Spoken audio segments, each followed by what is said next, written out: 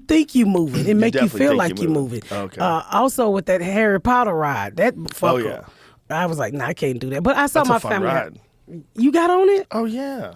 Yeah, one of my daughters was very into Harry Potter. She read all the novels, and I had to take her a bunch of times. I've been on that ride multiple times. No, I don't get on any rides. I just I rent a scooter, an old people scooter, and ride through the park. I wonder what it's like at the Harry Potter world now, because everybody hates J.K. Rowling because of her stance on trans women. Like, there's so many people that hate her.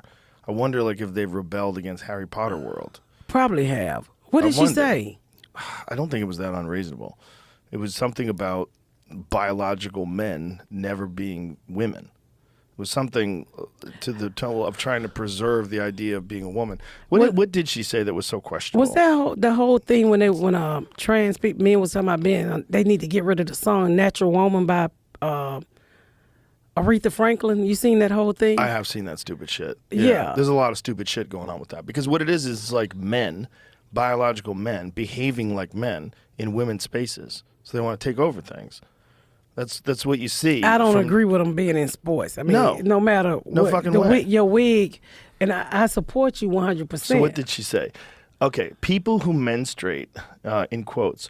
I'm sure there used to be a word for these people. Someone help me out. Woman, opinion, creating a more equal post-COVID-19 world for people who menstruate.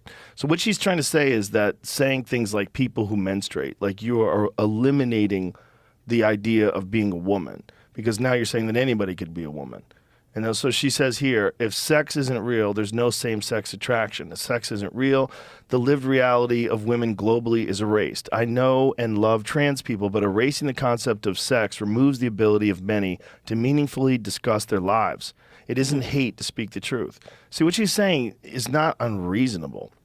The idea that women like me, who've been empathetic to trans people for decades, feeling kinship because they're vulnerable, excuse me, in the same way as women, i.e. to male violence, hate trans people because they think sex is real, that have lived and has lived consequences, is a nonsense. So she's not saying anything that's that outrageous. She's being rational about something that seems like very much cult-like behavior.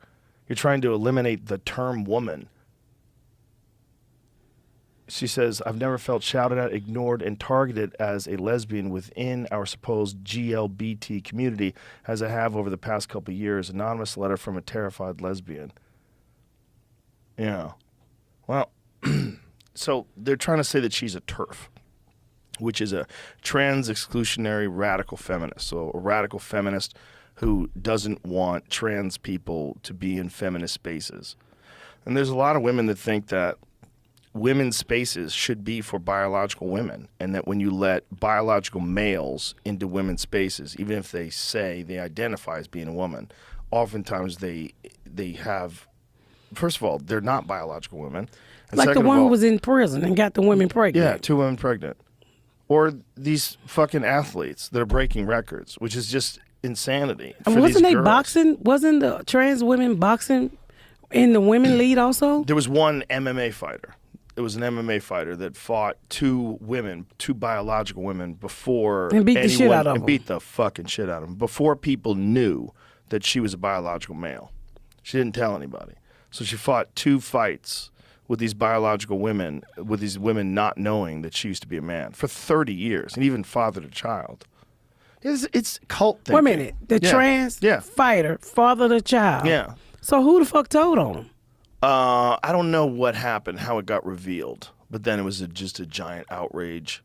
Yeah, I mean, I don't want to fight you, Joe, because you put on a fucking wig. Yeah, it's ridiculous. I still got a wound. Yeah, it's wrong. You still in every a man. Yeah, especially not. Look, if someone knows that person's a trans woman and you still want to fight them, that's different. It's up to you. But not knowing and saying that there's no difference between a trans woman and a biological woman, that's horseshit. Excuse me, I can pull off my panties and prove to you it's a different Joe. Yeah, there's differences in so many ways. I mean, it's very different.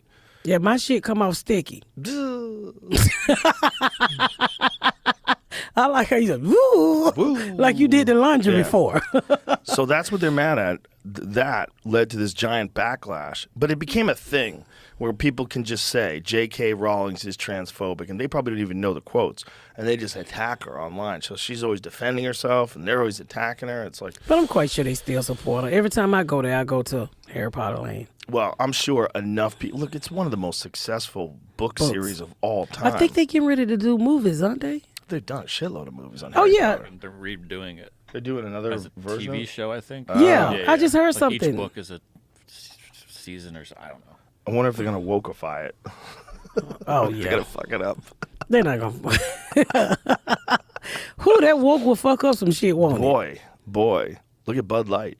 What happened to Bud Light? You don't know? That's how much I don't pay attention to Good shit. for you. I don't Good pay for attention. you. I'm learning shit from you. Go. What happened to Bud Light? Bud Light had this trans woman who is like this TikTok famous person named Dylan Oh Mulvaney. yeah, I heard about And her. they sent her cans of Bud Light with her face on it, and everybody went crazy because she did all these, this thing online about it, and everybody was like, "Fuck Bud Light!" Now, like all these right wing people are boycotting Bud Light. They don't want to drink their beer and look down at as a trans person, huh?